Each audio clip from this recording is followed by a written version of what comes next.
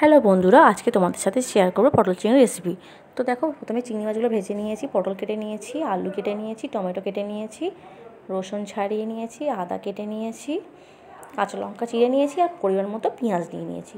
তো আদা রসুন পেঁয়াজগুলো ভালো করে পেস্ট করে নেব।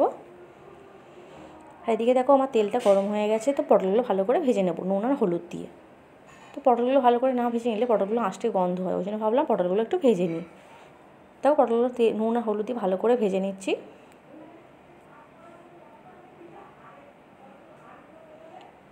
দেখো, পটলগুলো ভাজা হয়ে গেছে, পটলগুলো তুলে নিয়ে আমি একটু তেজপাতা আর একটু দেখো পাঁচফোড়ন দিয়ে দিচ্ছি। তারপরে দেখো করে রাখা পেস্টটা দিয়ে দিচ্ছি। তো পেস্টটা দিয়ে ভালো করে নাড়াচাড়া করে নিচ্ছি। এবার দেখো মশলাগুলো দিয়ে দেবো। তো দেখো, লবণ দিয়ে দিচ্ছি পরিমাণ মতো, হলুদ গুঁড়ো দিয়ে দিচ্ছি, আর দেখো কালারের জন্য একটু কাশ্মীরি লঙ্কা দিয়ে দিচ্ছি। তো ভালো করে দেখো নাড়াচাড়া করে নিচ্ছি, দিয়ে মশলাটা কষিয়ে নেব। দেখো মশলাটা আমার কষানো হয়ে গেছে। এবার দেখো আলুগুলো দিয়ে দিয়েছি, তারপর দেখো দিয়ে দেবো ভেজে রাখা পটলগুলো, দিয়ে ভালো করে কষে নেব।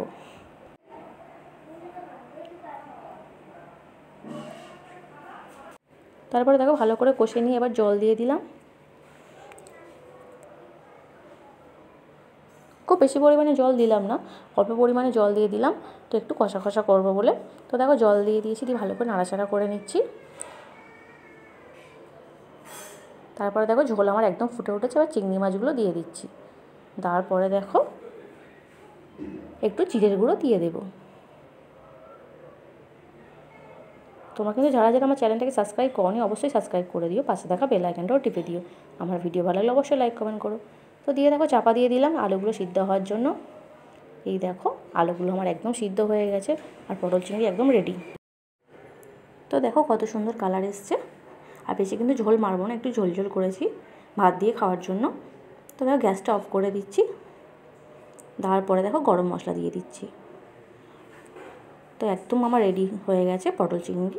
তো তোমরা কেমন লাগলো আমার ভিডিওটা অবশ্যই কমেন্ট করে জানিও। আর তোমরা কে কেমন করে পটল চিংড়ি বানাও অবশ্যই কিন্তু বলো। আর আমার চ্যানেলটাকে সাবস্ক্রাইব করতে ভুলো না। টাটা বন্ধুরা, সবাই কিন্তু খুব ভালো থেকো।